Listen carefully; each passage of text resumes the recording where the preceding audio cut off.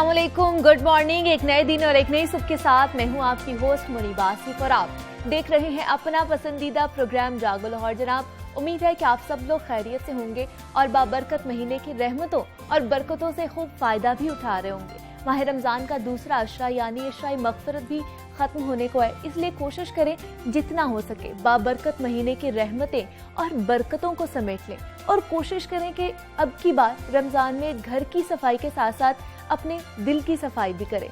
इतना रहमतों भरा महीना है, अगर हम इतने मैले कुचैले गुनाहों से आलूदा दिल के साथ रोजे रखेंगे तो रमजान का मकसद कभी भी पूरा नहीं हो सकेगा। और दिल की सफाई का तरीका बहुत ही आसान है कि दिलों से नफरतें खत्म कर दें। अगर किसी बहन भाई अजीज ने दिल तोड़ा है, हक तलफी की है, तो उसे माफ कर दें। लोगों की कामयाबी में रोड़े अटकाना छोड़ दें, क्योंकि बहुत से लोग ऐसा करते हैं। दूसरों की खुशी में खुश होना सीखिए, अपने लहजे में नरमी और मिठास पैदा करें ताकि ये जो बाबरकत महीने का मकसद है ना, वो हम सबका पूरा हो जाए। तो जनाब, आज यकुम मई है और दुनिया भर में आज मेहनत कशों का आलमी दिन मनाया जा रहा है। लेकिन तरक्की पजीर ममालिक में मेहनत कश आज भी इस्तेहसाल का शिकार और मेहनत के जायज मुआवजे से महरूम है। आलमी यौम मजदूर के मौके पर वतन अजीज के बुलंद हिम्मत मेहनत कशों की अजमत को सलाम पेश किया जा रहा है। यकुम मई मजदूर तबके से इजहार हमदर्दी का दिन है। यकुम मई 1886 को शिकागो के मेहनत कशों और मजदूरों ने सरमायादारों के गुलामाना रवैये के खिलाफ अल बगावत बुलंद किया था, जिसकी पादाश में लातादाद मेहनत कशों को अपना जायज हक मांगने की सजा बेईमाना तशद्दुद और अपनी कीमती जानों की कुर्बानी की सूरत में अदा करना पड़ी थी। मार्केट स्क्वायर पर 8 घंटे काम का मुतालबा करने वाले मजदूरों पर गोलियां बरसाई गई।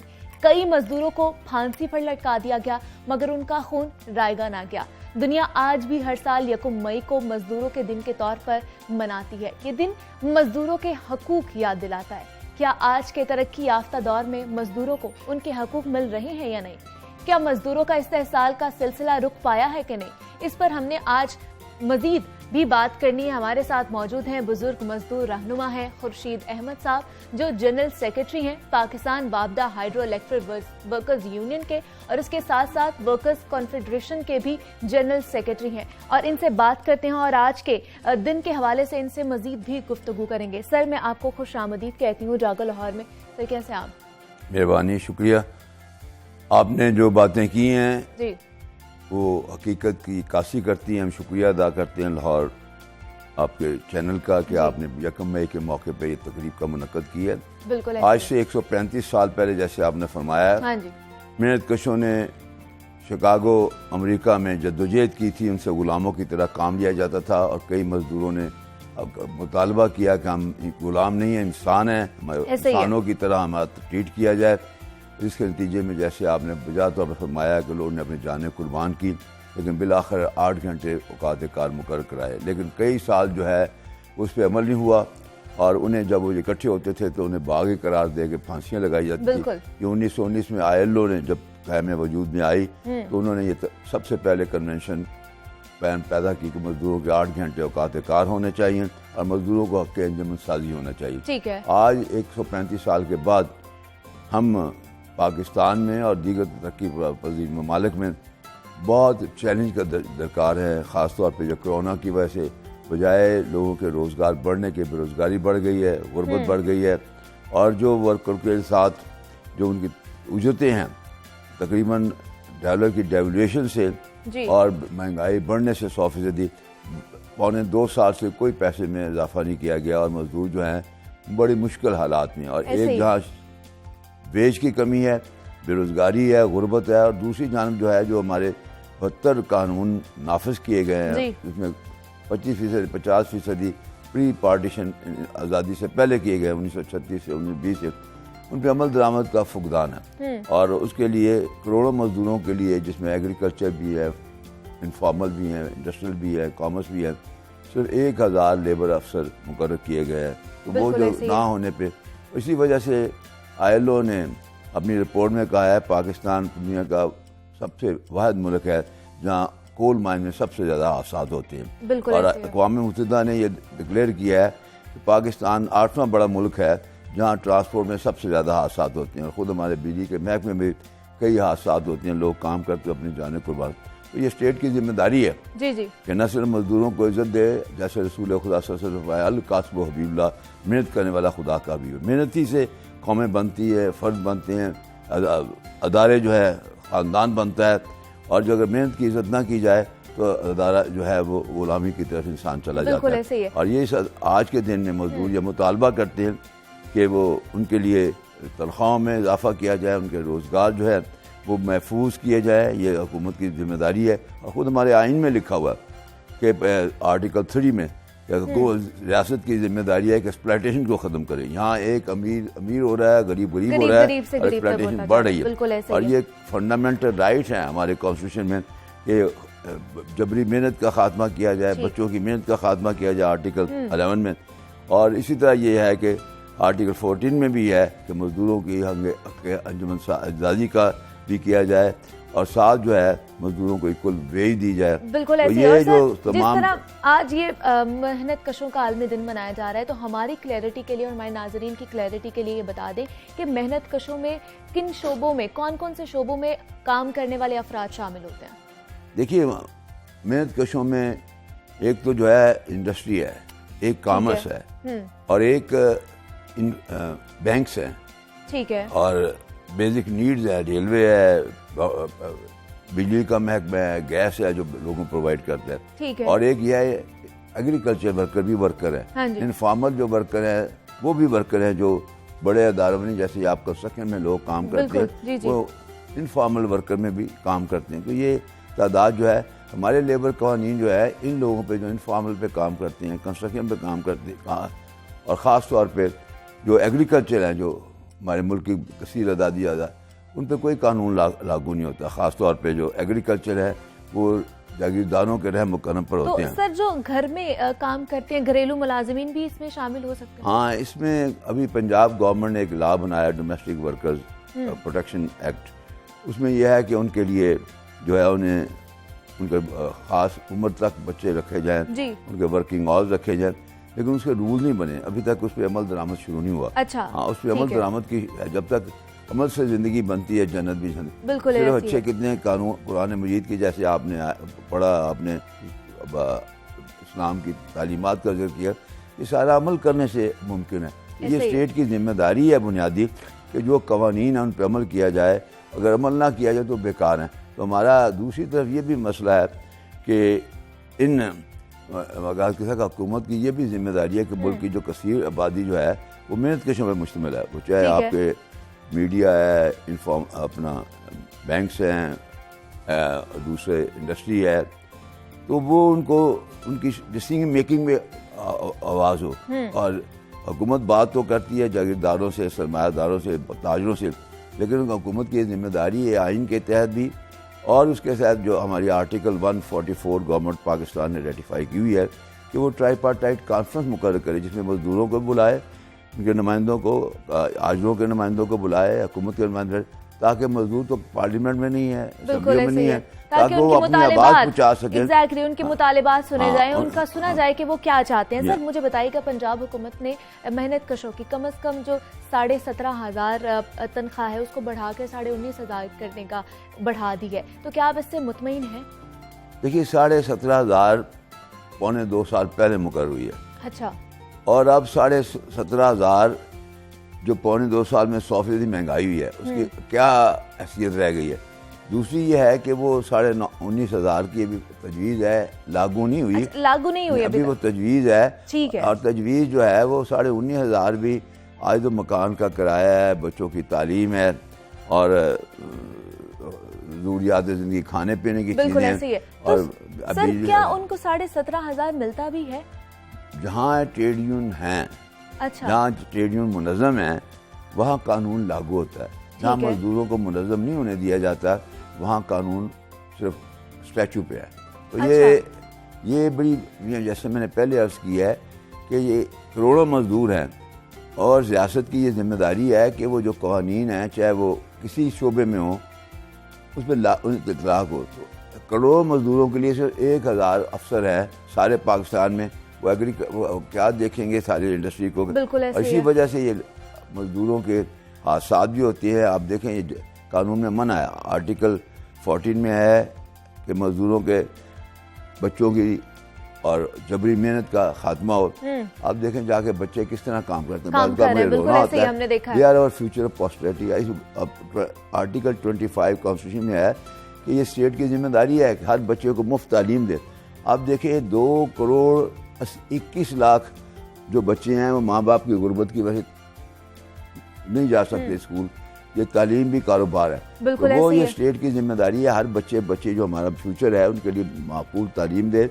और जो लोग अच्छा काम करते हैं वो हमारे हीरो है, उनकी इज्जत करे। जैसे मैंने कोट किया जनाब रसूल पाक वाल कासिम अब्दुल्ला, एक मरतबा एक मजदूर उनके पास आया, उसके हाथ मैले से, तो उन्हें हाथ उसका कहाँ से आया, उन्होंने कहा मैं मेहनत करके आया, उन्हें हाथ चूम लिए। तो ये इज्जत है। हमारे मुआशरे में तो उसको कम ही समझता है। अंग्रेज तो चले गए लेकिन निज़ाम वही है। ये निज़ाम को तब्दील करना होगा।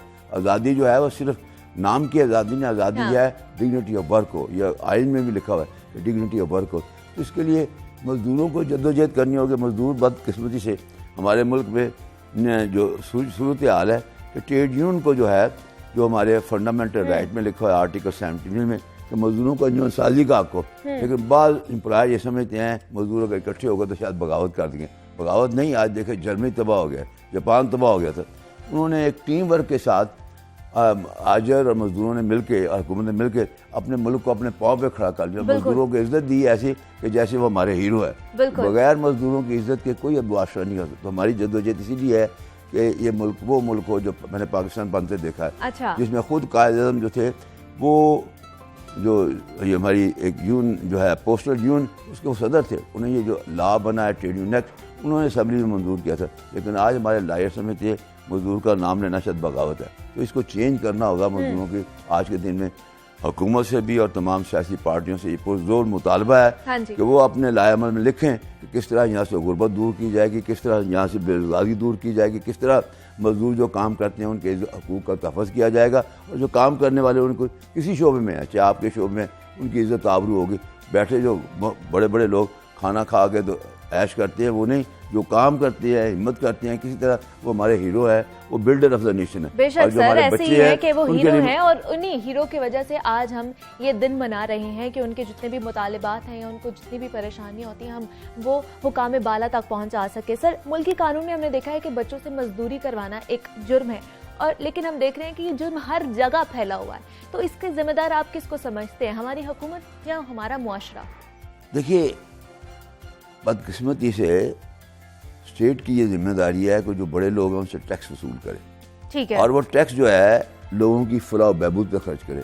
यहाँ बड़े लोग जो है वो टैक्स ही नहीं देते, बुराना मनाए। और जो तनख्वाहदार है, चाहे आप भी उसमें हैं, उनका टैक्स काट लिया जाता है। ऐसे ही है। स्टेट की जिम्मेदारी है रेवेन्यू इकट्ठा करे, उसको लोगों की वेलफेयर में खर्च करे।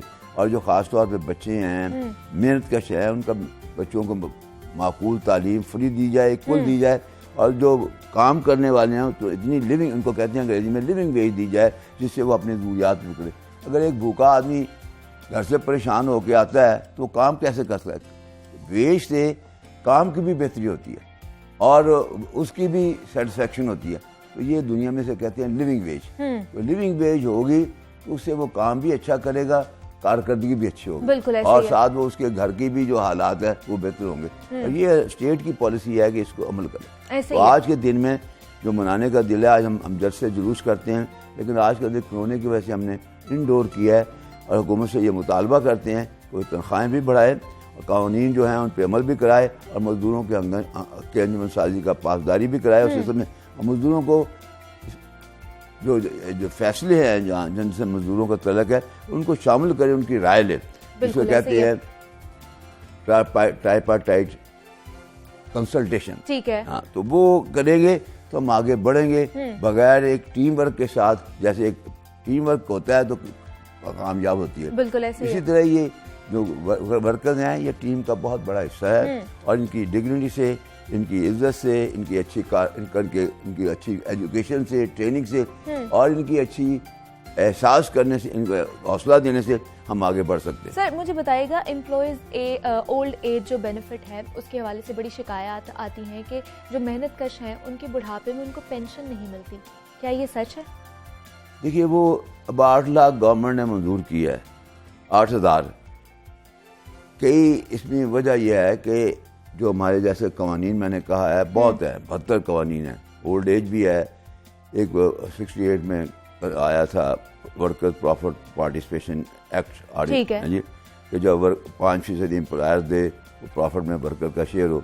एक था ऐसा वेलफेयर ऑर्डिनेंस जो आया था, वर्कर्स वेलफेयर ऑर्डिनेंस 1971, कि जो वर्कर की बच्चों की तालीम के लिए और बच्चों की मकानात के लिए हो, वो खरबों रुपये फेडरल गवर्नमेंट के पास हो रहा है। अच्छा। इनका लेकिन जो ख़ास तौर पे ये ज़रूरी है कि जो वर्कर इंटाइटल है उनको रजिस्टर किया जाए और फिर उनके पास जो उनकी एक्टिविटीज़ है वापस किया जाए। ठीक है। अब ये 18वीं तरमीम के बाद ये झगड़ा पड़ गया सेंट्रल में और सूबे में कि ये जो लेबर कवानीन है सेंटर चलाए या सूबा चलाए।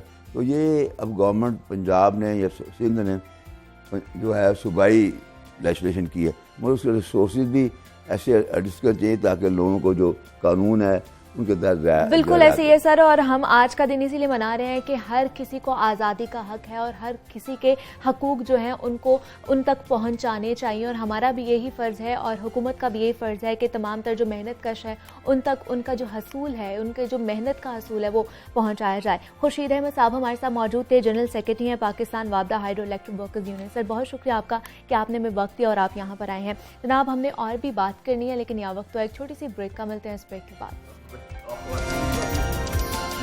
बिल्कुल ऐसे ही।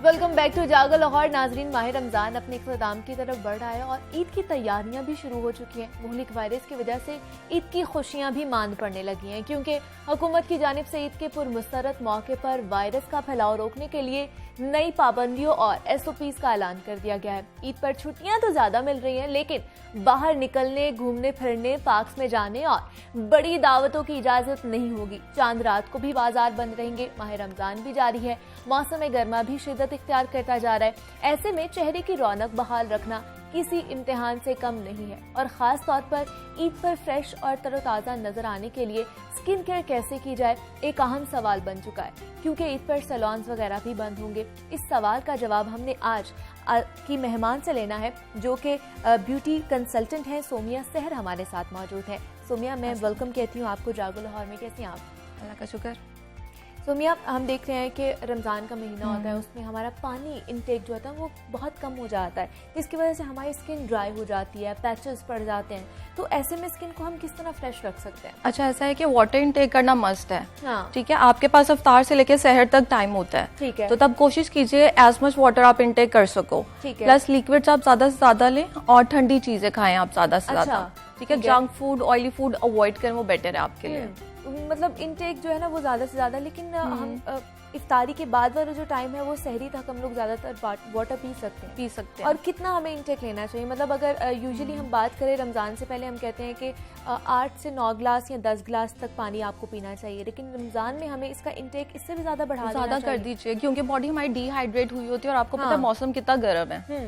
ठीक है, तो बॉडी बहुत ज्यादा उसको पानी की जरूरत है। 12 से 15 ग्लासेस मस्ट है आपके लिए। बिल्कुल ऐसे ही है। और हम देख रहे हैं आगे ईद भी आ रही है, रमजान भी है और गर्मी की शिद्दत बहुत ज्यादा बढ़ती जा रही है। लॉकडाउन होगा, लोग नहीं जा सकते, सैलून्स भी, तो घर पर रह के क्या रूटीन उनको अपनानी चाहिए कि उनकी स्किन जो है वो फ्रेश लगे ईद पर? अच्छा, ऐसा है कि एक तो स्किन की क्लेंजिंग बहुत जरूरी है ऑन डेली बेसिस। ठीक है। ठीक है, क्लेंजिंग करें, मॉइस्चराइज करें और सन ब्लॉक यूज करें। आप इतना भी करते हैं ना, आपकी स्किन फ्रेश रहती है, डबल टोन नहीं होती, पैची नहीं होती, तो हेल्दी होती जाती है आपकी स्किन। लेकिन ये ऐसा नहीं है कि आपको हो कि एक दिन में मेरी स्किन बहुत अच्छी हो जाए ये रूटीन को फॉलो करके।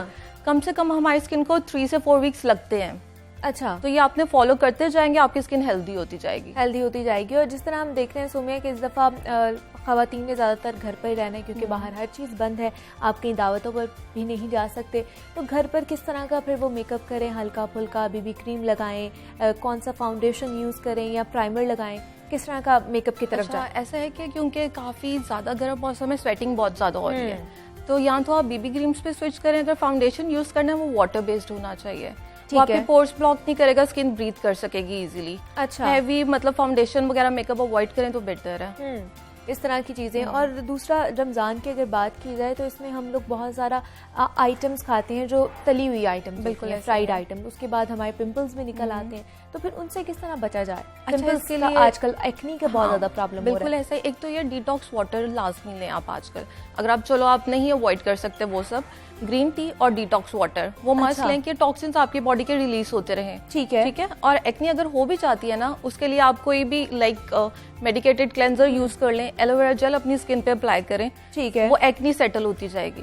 अच्छा, और बहुत से लोग ये भी शिकायत करते हैं कि उनकी जो स्किन पे जो एलोवेरा है वो सूट नहीं करता, ऐसा है? देन हाँ होता है, नो डाउट। फिर उसके लिए आप क्या कर सकते हो, आप टेट्रा जार वाला जो होता है वो आप किसी भी अच्छी सुपरमार्केट से ले सकते हो। ठीक है, वो लें जिसके अंदर 99% एलोवेरा हो। अच्छा, आप वो लीजिए। उसको एक टिप ये है कि आप उसे फ्रिज में रखें कूलिंग इफेक्ट के लिए। ठीक है, और दिन में 2 से 3 दफा लगाएं, आपकी स्किन सेटल होती जाएगी। ठीक है, मतलब अगर आपको जो नेचुरल और जो वो वाला नहीं, क्योंकि वो थोड़ा स्ट्रांग होता है ना, तो इस वजह से रिएक्ट करता है सेंसिटिव स्किन को, तो आप ये वाला ले सकते हो। ठीक है। और क्या जो हम लोग मेकअप यूज करते हैं वो हमारी स्किन के हिसाब से हमें यूज करना चाहिए? बिल्कुल, बहुत जरूरी है इसके लिए। उसके भी साइड इफेक्ट्स हो सकते हैं अगर हम लोग अपनी स्किन टाइप के हिसाब से नहीं मेकअप यूज करते। बिल्कुल ऐसा ही है। अगर आपकी फर्ज करे कि एक्नी प्रोन स्किन है और आप हैवी बेसिस लगाते जा रहे हो, वो आपके पोर्स को फर्दर ब्लॉक करेगी, एक्नी आपकी रुकेगी नहीं, लेटर ऑन स्कारिंग हो जाएगी, ओपन पोर्स हो जाएंगे। तो ये चीज देख के आपने फाउंडेशन और मेकअप लेना है हमेशा। ठीक है, ठीक है। अब जिस तरह आपने ओपन पोर्स की बात की है, तो उनको किस तरह हम सेटल डाउन कर सकते हैं? अगर हमारे ओपन पोर्स हैं तो क्या रूटीन हमें अपनानी चाहिए उनके हिसाब से? अच्छा, वैसे ओवरऑल बात की जाए ना, ओपन पोर्स के लिए हाइड्रा फेशियल बेस्ट है। अच्छा, ठीक है। वो बेसिकली आपकी पोर्स की क्लीनिंग करता है। ठीक है। वो हाथों से नहीं होता, बाय मशीनरी होता है, तो वो सक्शन करती है। ठीक है। जितनी भी डर्ट इम्प्योरिटीज आपकी स्किन के अंदर होती है ना, वो सक करके निकाल देती है। ठीक है। साथ में उसमें सिरम्स ऐसे होते हैं, वो आपके पोर्स को with passage of time shrink करते जाते हैं। अच्छा, तो ईद से पहले, जिस तरह आपने हाइड्रा फेशियल की बात की है, ईद से पहले हमें कौन कौन से फेशियल्स लेने चाहिए ताकि हमारी स्किन जो अच्छी हो जाए, फ्रेश हो जाए? अच्छा, ऐसा है कि स्किन के कंसर्न सबके अलग हैं। हाँ। मेरे अलग होंगे, आपके अलग होंगे। ठीक है। कुछ लोगों को फेयरनेस चाहिए होती है, जी हमने एकदम से गोरा होना है। हाँ। उन लोगों के लिए व्हाइटनिंग ऐसा हो सकता है? नहीं। हाँ। ऑब्वियसली बस थोड़ा सा तो फर्क पड़ता ही है, नो डाउट के 20 से 30% आपकी स्किन एकदम से ग्लो करने लग जाती है। वो डस्ट की लेयर हम उतार सकते हैं। अच्छा, ठीक है। और अगर जिन लोगों का कंसर्न है जी एक्नी प्रोन स्किन है, पोर्स श्रिंक करने हैं हमने, कि मेकअप हमारा फ्लॉलेस लगे, वो हाइड्रा फेशियल ले सकते हैं। अच्छा, ठीक है। सेंसिटिव स्किन के लिए मेडिकेटेड फेशियल्स होते हैं, तो skin to skin facials vary करते हैं। तो किस तरह हमें पता चलेगा कि हमारी स्किन पर ये वाला फेशियल या ये वाली प्रोडक्ट जो है सूट करेगी? अच्छा, ऐसा है कि स्किन की कंसल्टेशन बहुत जरूरी है। ठीक है, ठीक है। आपको अपनी स्किन की नॉलेज होनी चाहिए। आप कहीं पे अगर फेशियल के लिए जाते हो, उनके स्किन कंसल्टेंट से पहले कंसल्टेशन ले आप प्रॉपर। अच्छा, ठीक है। वो आपको बेहतर गाइड कर सकते हैं कि आपके लिए बेस्ट कौन सा है। एट टाइम्स होता है कि हमें बहुत फेशियल्स फैसिनेट बहुत कर रहे होते हैं, लेकिन हमारी स्किन के लिए नहीं है। एग्जैक्टली। तो आपकी कंसल्टेशन होना बहुत जरूरी है, क्योंकि हम किसी को देखते हैं, वो कहता है हम ये वाला फेशियल करवा के आए हैं, तो हम भी वो जाके करवा लेते हैं, लेकिन हमें अपनी स्किन के बारे में नहीं पता होता। आप ब्यूटी एक्सपर्ट हैं और ब्यूटी कंसल्टेंट भी हैं, तो आपके पास इस तरह की बहुत सी खवातीन भी आती होंगी कि हमें ये चीज चाहिए। सबसे ज्यादा क्या डिमांड करती हैं? सबसे ज्यादा एकदम से जादू कर दो। अच्छा, उनकी डिमांड होती है। स्पेशली मतलब कि जो एजड लेडीज होती है, वो कहते हैं हमारी स्किन एकदम से टाइट हो जाए। अच्छा, तो ये चीज मैं पहले गाइड कर दूं कि आपको ना कि एक ही सिटिंग में हम जादू नहीं कर सकते। ठीक है। आप किसी की प्यारी स्किन देख रहे हो ना, पता नहीं उसने कितने साल उसकी मेहनत की है, उसकी केयर की है। बिल्कुल। तो आप भी केयर करोगे, with passage of time skin healthy होती है। एक बारी में कभी भी जादू नहीं होता। अच्छा, और जिस तरह आपने बात भी की है कि बड़ी उम्र की खवातीन भी आप लोगों के पास आती हैं और वो स्किन टाइटनिंग के और रिंकल्स भी पड़ जाते हैं, उसका भी पूरा एक प्रोसीजर होता है? हाँ, फेशियल्स भी होते हैं। और अगर आप क्लिनिकल सर्विसेज में जाओ, बोटॉक्स, फिलर्स, ये सब बहुत ट्रेंड में आजकल। ठीक है। वो मतलब कि आप समझो कि अगर आपकी फाइन लाइंस फोरहेड पे बहुत ज्यादा होती हैं, आईज की साइड्स में होती हैं, हाँ। ठीक है, आई बैग्स बने होते हैं, बोटॉक्स क्या करते हैं, आपकी उन लाइंस को फ्रीज कर देते हैं ऑन द स्पॉट, तो आपकी एज एकदम से 10 साल छोटी हो जाती है। अच्छा, तो आजकल हम देख रहे हैं कि कोविड की वजह से सारी चीजें बंद हैं और सैलून्स भी बहुत सारे लोग नहीं आ रहे, तो आपका सैलून जो है जहां आप काम कर रही हैं, तो वहाँ पर किस तरह सर्विसेज प्रोवाइड की जा रही हैं लोगों को? अच्छा, ऐसा है कि एक तो ये हम अपॉइंटमेंट बेस्ड फॉलो कर रहे हैं, वॉक इन नहीं ट्रीट कर रहे कि रश ही ना हो। हाँ, एग्जैक्टली। और दूसरी चीज ये कि एसओपीज का बहुत सख्ती से ख्याल रखा जा रहा है। एवरी ईयर डिसइंफेक्शन स्प्रेज हो रही हैं। अगर कोई क्लाइंट हम ले रहे हैं तो डिस्पोजेबल चीजें यूज हो रही हैं। अच्छा, ठीक है। अगर एक रूम यूटिलाइज किया किसी क्लाइंट के लिए, उसको फौरन से उसकी बेडशीट्स वगैरह चेंज करके सब चीज़ें डिस्कार्ड करके जो डिस्पोजेबल है डिसइंफेक्ट कर दिया जाता है। ठीक है, ठीक है। फिर कुछ देर के लिए वो यूज़ नहीं किया जाएगा, जब वो अच्छे से डिसइंफेक्ट हो जाएगा देन नेक्स्ट क्लाइंट लिया जाएगा उस रूम के लिए। अच्छा, और स्टाफ भी आप लोगों ने कम किया है? हाँ, बहुत कम किया है। अच्छा। और अगर कोई बीमार है हम ऐसे स्टाफ को नहीं ले रहे जो अभी ऑन ड्यूटी है, बेसिकली वो उनका टेस्ट हो चुका हुआ है। अच्छा, ठीक है। जिनका नेगेटिव है वो हमारे साथ अभी काम कर रहे हैं। काम कर रहे हैं, मतलब टेस्टिंग भी आप ही लोग करवा रहे हो? और लाइक टेम्परेचर चेक उनका दिन में 3 से 4 दफा हो रहा है। इवन के क्लाइंट्स जब आते हैं डिसइंफेक्शन डोर से उनको गुजारा जाता है, ठीक है, उनका टेम्परेचर चेक किया जाता है, मास्क प्रोवाइड किया जाता है, देन वो एंटर हो सकते हैं, अदरवाइज नहीं। ठीक है, मतलब पूरी प्रिकॉशंस जो हैं वो उनका ख्याल रखा जा रहा है, एसओपीज का भी ख्याल रखा जा रहा है। मेरे ख्याल से बड़ी ही अच्छी चीज़ है। लेकिन सोमिया, हमने देखा बहुत से लोग घर पर मास्क का इस्तेमाल करते हैं, मतलब अगर फ्रेश फ्रूट्स के मास्क का इस्तेमाल करते हैं, ये ठीक है हमारी स्किन के लिए? पर्सन टू पर्सन वेरी करता है। अच्छा। अब एट टाइम तो लोग कहते हैं जी टोमेटो जूस यूज करें, बहुत अच्छा करता है स्किन को। अब वो मेरी स्किन पे रिएक्ट करता है बहुत बुरी तरह से। अच्छा, ठीक है, तो अपनी स्किन टाइप जानना बहुत जरूरी है। हाँ, अगर आप मास्क बना रहे हो लाइक जिस तरह बेसन का मास्क होता है, थोड़ी सी हल्दी डाल के, हाँ, वो किसी पे भी जाता है। ठीक है, स्किन के अकॉर्डिंगली। अगर एक्नी है उसमें थोड़ी सी योगर्ट डाल लें। अच्छा। अगर नॉर्मल स्किन है थोड़ा सा रोज वाटर डाल लें, हाँ, वो बेस्ट चीज है। ठीक है, ठीक है। अभी इस पे भी बात करेंगे सोमिया हमने कि किस तरह की स्किन टाइप हो सकती है और किस तरह हम घर पर रह के पता कर सकते हैं कि हमारी स्किन टाइप कैसी है। लोगों को ज्यादातर नहीं पता होता कि हमारी स्किन टाइप क्या है, तो हम किस तरह पता कर सकते हैं कि हमारी स्किन टाइप क्या है? अच्छा, अगर आपकी ये टी जोन ऑयली है ठीक और है, बाकी सब ड्राई है, हाँ, लाइक चीक्स वगैरह, तो ये कॉम्बिनेशन स्किन है। ओके।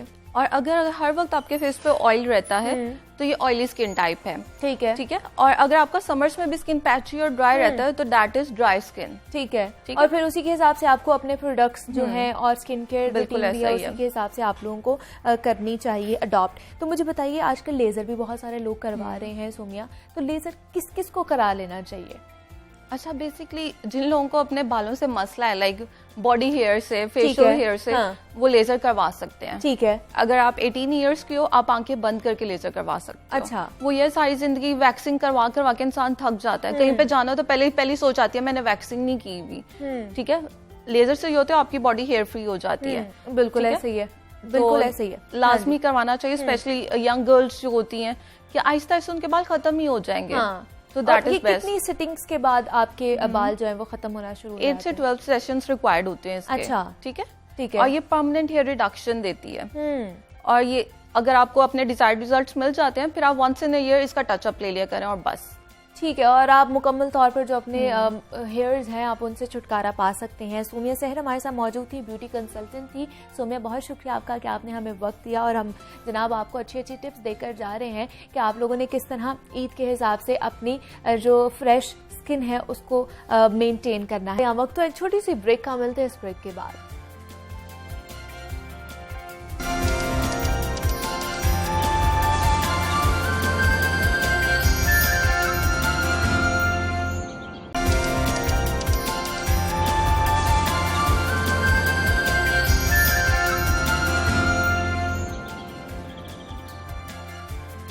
वेलकम बैक टू जागो Lahore and a very good morning. जनाब, कोरोना वायरस की बात की जाए तो जिसके हमले जारी और सारी हैं और दिन ब दिन ये बेकाबू होता जा रहा है। हुकूमत की जानिब से इसके फैलाव को रोकने के लिए 2 दिन के लिए, हफ्ता और इतवार, इन 2 दिन के लिए मुकम्मल लॉकडाउन लगा दिया गया है। तमाम तर जितनी भी चीज़ें हैं, बाजार हों, हर चीज़ बंद कर दी गई है। और मज़ीद क्या सूरत हाल है, कहाँ कहाँ ये लॉकडाउन लगाया गया है और वहाँ पर इंतज़ामिया की क्या सूरत हाल है, इमरान अकबर हमारे साथ मौजूद है, उनसे जानते हैं। इमरान अकबर, बताइएगा आप कहां पर मौजूद हैं और क्या सूरत हाल है लॉकडाउन की? मुनीबा आसिफ, देखें, मैं इस वक्त अनारकली में मौजूद हूँ और इस वक्त मौजूदा सूरत हाल में जो कल एक ट्वीट किया गया हुकूमत की तरफ से, कमिश्नर लाहौर की तरफ से, ज़िले इंतज़ामिया की तरफ से कि शहर के जो इलाके हैं वो कल बंद रहेंगे और मुकम्मल लॉकडाउन लगाया जाएगा और सिर्फ शहर में पेट्रोल पंप्स, ग्रोसरी स्टोर्स और इसके साथ साथ मेडिकल स्टोर्स और वैक्सीनेशन सेंटर्स खुले रहेंगे।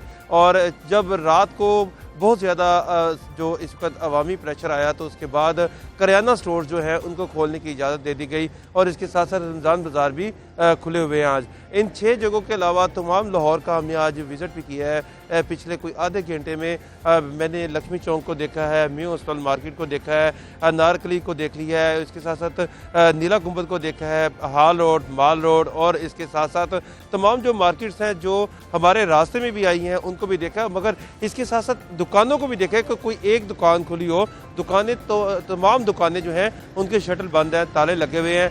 सिर्फ और सिर्फ हमें पेट्रोल पंप्स खुले नज़र आए हैं। और अगर ट्रैफिक की बात की जाए, इंटरसिटी ट्रैफिक की, तो उसको 50% जो है वो इजाज़त है। और बाकायदा तौर पर यहाँ पर जो सिर्फ 1% जो है लोग बाइक्स पे आ जा रहे हैं। और इसके साथ साथ जो बैनुल सूबाई जो ट्रैफिक है, जो बैनुल सूबाई ट्रांसपोर्ट है, उसको मुकम्मल तौर पे बंद कर दिया गया है। हफ्ता इतवार का जो रोज़ है, इसको जो है आज मुकम्मल लॉकडाउन कहा जा सकता है कि आज और कल के दिन जो है कोरोना के बढ़ते जो केसेस हैं, कोरोना के बढ़ते जो वार हैं, उसकी वजह से पूरा शहर लाहौर आज मुकम्मल तौर पर बंद होगा। और शहरियों को बार बार अपील भी की जा रही है, ताकीद की जा रही है कि अपने आप को बचाएं, ज़रूरी काम है तो घर से बाहर निकलें, इसके अलावा घर से बाहर ना निकलें। और शहर में जो है फ्लैग मार्च जारी है, जबकि कल ज़िला इंतज़ामिया की जो रिपोर्ट आई है उसमें बताया गया कि पिछले 14 रोज़ में 14,083 केसेस हैं जो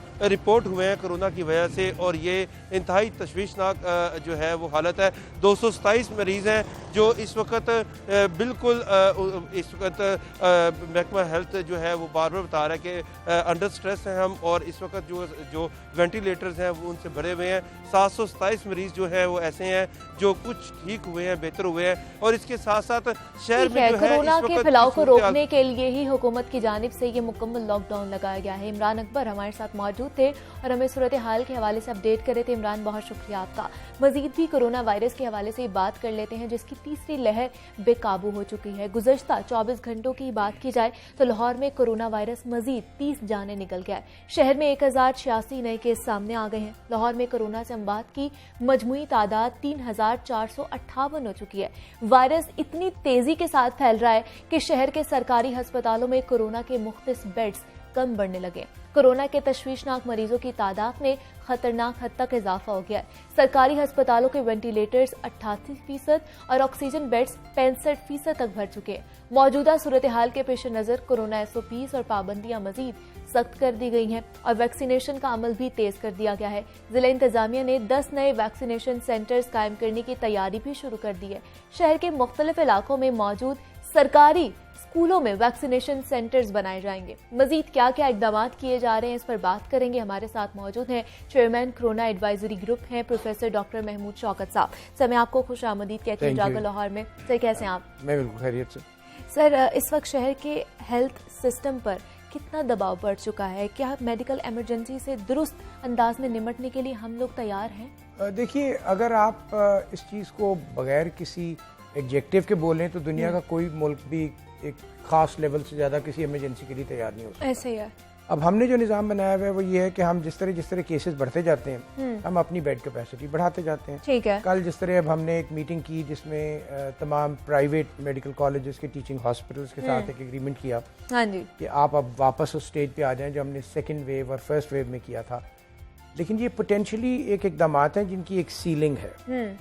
पाकिस्तान में जितने अवेलेबल बेड्स हैं, असल बात यह है कि मुझे आप लोगों की स्टेटमेंट से थोड़ा सा इख्तलाफ है। जब आप कहते हैं कि कोरोना लाहौर पर मुसल्लत हो गया या कोरोना का हमला जारी है, तो इसको कहने का दूसरा तरीका यह है कि हम कोरोना को नहीं रोक पा रहे। ऐसे ही है। कोरोना वायरस तो वही है जिसको ऑस्ट्रेलिया वालों ने भगा दिया, न्यूजीलैंड वालों ने भगा दिया, इंग्लैंड ने काफी सफर करने के बाद भगा दिया, चीन ने भगा दिया, लेकिन भगा दिया। बिल्कुल। अब बात यह है कि हमारा जब तक मेरा बुनियादी पॉइंट यही है कि जब तक हमारी सोच नहीं तब्दील होगी, हमारा रवैया तब्दील नहीं हम ये सोच रहे हैं कि कोरोना हम पे मुसल्लत हो गया, जबकि हकीकत ये है कि हमने कोरोना को अपने ऊपर दावत दी है, खुद मुसल्लत कर लिया। कल मैंने लाहौर का चक्कर लगाया था कार में यही देखने के लिए जी।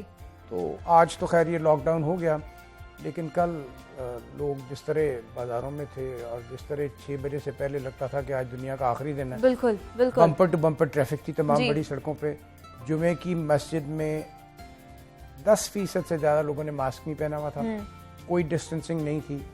अब बात यह है कि कोरोना तो मुसल्लत तभी होता है जब उसको जगह मिलती है, तो हम वो जगह मुहैया कर रहे हैं। बिल्कुल। अब अगर हम अपनी खुशी से ये जगह मुहैया कर रहे हैं तो ये तो एक जंग है, दुश्मन तो कभी एक दूसरे का लिहाज नहीं करते। तो आप हैं और दूसरी तरफ कोरोना है, बिल्कुल ऐसे तो ही। आप उसको दावत देंगे तो वो बिल्कुल आएगा और वो आप पर हमले भी करेगा और कामयाबी से वापस भी जाएगा। तो सर ये जो कोरोना के बढ़ते केसेस के साथ हमारा हाल भारत जैसा तो नहीं हो जाएगा जिस तरह अल्लाह ना करे, अल्लाह ना करे, उन्होंने उनके भी रवैये चेंज नहीं हुए, सोच तब्दील नहीं हुई, तो उनका भी ये हाल हो रहा है। ये अल्लाह ना करे कि ये सूरत हाल हो। लेकिन देखिए मेरा कहने का मकसद यही था कि अब तक का जो तजर्बा है और जो आपने चीजें सीखी हैं वो ये है कि कोरोना की ताकत बराबर है और ये आप पे मुनसर है कि आप खुद को उससे कितना महफूज रखने की जस्तजू करते हैं। ठीक है। अब बदकिस्मती ये है कि इस वक्त तक हम कुछ, इसमें मैं क्रिटिकल हूँ हुकूमत का भी, कि हुकूमत की तरफ से उस हद तक लोगों को नहीं बताया गया, उस हद तक नहीं किया गया जिस हद तक करना चाहिए था। जो कि मैं पिछले 1 साल से कह रहा हूँ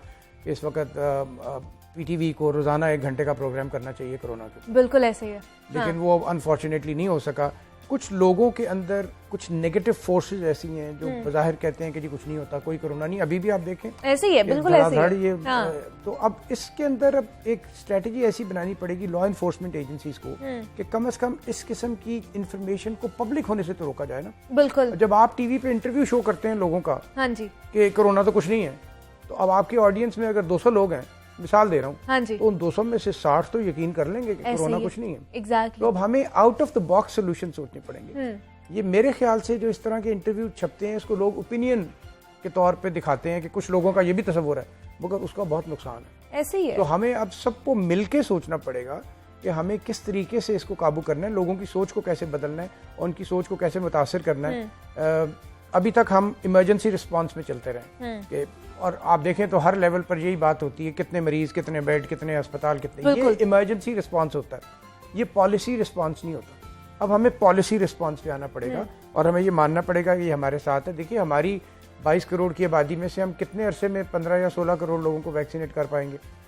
ये तो शायद 30 साल लग जाए। बिल्कुल ऐसे ही है। अब हमारी जिस तरह रफ्तार चल रही है, नहीं हमारी देखिए ना, हमारी मजबूरियां भी हैं ना, हम प्रोड्यूस करते हैं वैक्सीन, ना हमारे पास इतने वसाइल हैं कि हम खरीद लें। अच्छा। और हम जितना वो 10 लाख 20 लाख 15 लाख इस तरह जितना मिल रहा है, अब फकीरों की मर्जी तो नहीं ना होती। बिल्कुल ऐसे ही है। उसके मुताबिक हमने करना है। तो हमें इन तमाम हकायक को तस्लीम करना चाहिए और हमें ये मानना चाहिए कि कोरोना हमारे साथ 1-2 साल है। अच्छा। आप देखिए कम से कम, लेकिन अगर हमारे रवैये ना चेंज हुए तो 1-2 साल से भी आगे चला जाएगा। उससे भी आगे चला जाएगा। इसकी मिसाल मैं ऐसे देता हूँ कि आप डेवलप्ड कंट्रीज ले लें, बिल्कुल, लोगों की सेहत के पैमाने देख लें, उनकी एवरेज एज ले लें, आप उनकी बीमारियां देख लें, और आप अफ्रीका ले लें, मेल न्यूट्रिशन कोई अमेरिका में सोच सकता? बिल्कुल ऐसे। अफ्रीका भरी पड़ी है मेल न्यूट्रिशन से। गैस्ट्रोएंटराइटिस अमेरिका में कहाँ होता है, लेकिन वो फूड इनटेक जहाँ कंटेमिनेटेड कभी कर ली। इस तरह नहीं होता कि साल में 12 दफा बच्चे को गैस्ट्रोएंटराइटिस हो। तो हमें साफ पीने का साफ पानी मुहैया करना होगा, तब हमारी इससे जान छूटेगी ना। यही सूरत हाल कोरोना की। हाँ जी, कोरोना सबके लिए बराबर है वायरस। अब लोग कैसे बिहेव करते हैं उस सोसाइटी में, उस एनवायरनमेंट में, कोरोना उसके मुताबिक उसको अटैक करता। बिल्कुल। तो अब हमें पॉलिसीज बनानी होंगी, लॉन्ग टर्म पॉलिसी। अच्छा, ये अभी तक हम लोगों ने लॉन्ग टर्म पॉलिसीज नहीं बनाई। अभी तक तो हम इमरजेंसी रिस्पांस में है ना, उसी में काम कर रहे हैं। जिस तरह मैं बार बार पंजाब हुकूमत से कह रहा हूँ कि देखें, अब अगर ये 2 साल चलता है तो हम अस्पताल बंद करके तो इसका इलाज नहीं कर सकते। बिल्कुल ऐसे ही है। शॉर्ट टर्म पॉलिसीज हम करी जा रहे हैं, लेकिन लॉन्ग टर्म में है। जैसे मेरी एक प्रपोजल गई हुई है कि लाहौर में और तमाम बड़े डिविजनल हेडक्वार्टर्स में इन्फेक्शियस डिजीज अस्पताल बनाए, एग्जैक्टली, ताकि आइंदा के लिए कोरोना का ट्रीटमेंट स्पेसिफिक जगहों पे हो। बजाय इसके कि आपने मेयो अस्पताल बंद कर दिया, अब लोग बीमार तो होंगे, वो कहाँ जाएंगे? वो कहाँ जाएंगे? 2 हफ्ते के लिए फिर हमने सर्जरी बंद कर दी सारे पंजाब में, इलेक्टिव। हाँ जी, तो लोग किधर जाएंगे? एग्जैक्टली। बीमारियां बाकी खत्म तो नहीं होगी। कोरोना ने रिप्लेस नहीं किया, उसने बीमारियों के पूल में ऐड किया।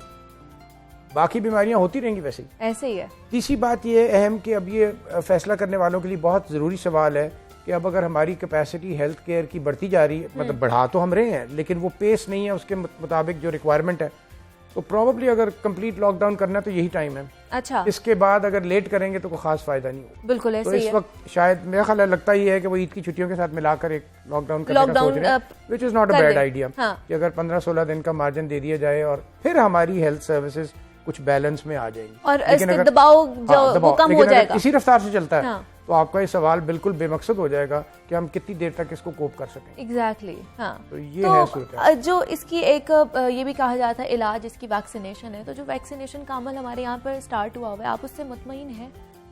मैंने जो आपको बताया ना जी कि हमारी लिमिटेशंस बहुत हैं। अब अगर आप देखें तो 30% लोग रजिस्टर करा के भी नहीं आते।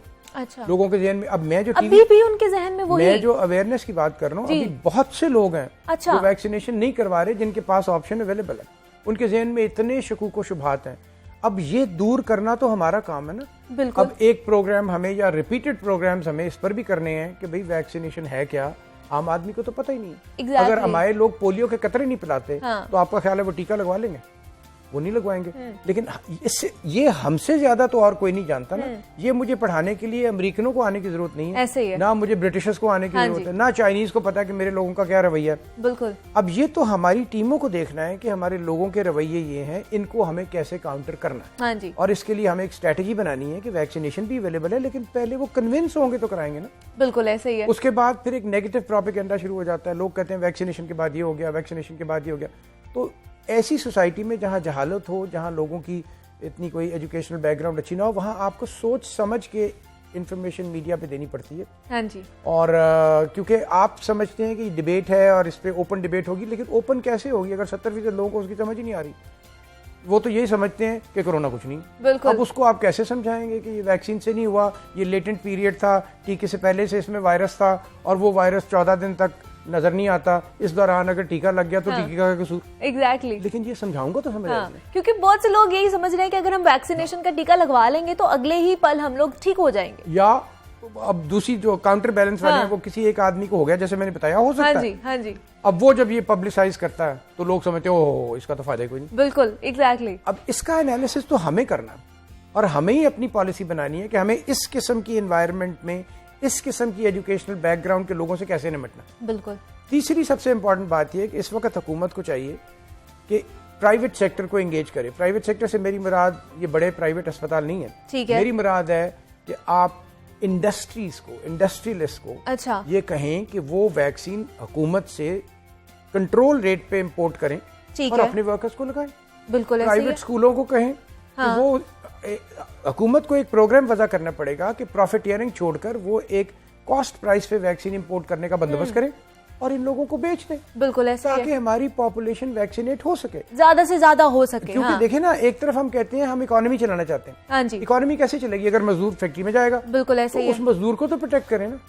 अब वो मजदूर 20 साल, 22 साल, 25 साल का है, उसकी वैक्सीनेशन की बारी हमारे प्रोग्राम में तो बहुत लेट आएगी। एग्जैक्टली। हाँ तो जी, ये हमें प्राइवेट सेक्टर के साथ बात करनी चाहिए हाँ। और उनको कहना चाहिए कि हम आपको इंपोर्ट करके देंगे वैक्सीन, हुकूमत कॉस्ट टू कॉस्ट, ठीक आप है। अपने सारे वर्कर्स को वैक्सीन लगाएं। ये मेरे ख्याल से एक बड़ा अच्छा इनिशिएटिव है होना अगर ये चाहिए। लिया जाए तो। हाँ, प्राइवेट स्कूल्स वाले जो हैं हाँ। उनको कहा जाए कि आप अपने अपने बच्चों को असातिज़ा, भी अपने और तलबा अपने को। पेरेंट, उनके पेरेंट्स को भी लगाएं। बिल्कुल। आप अपने वैक्सीनेशन सेंटर बनाएं, हमसे कंट्रोल प्राइस पे वैक्सीन लें, क्योंकि इस वक्त हुकूमत का काम क्या है?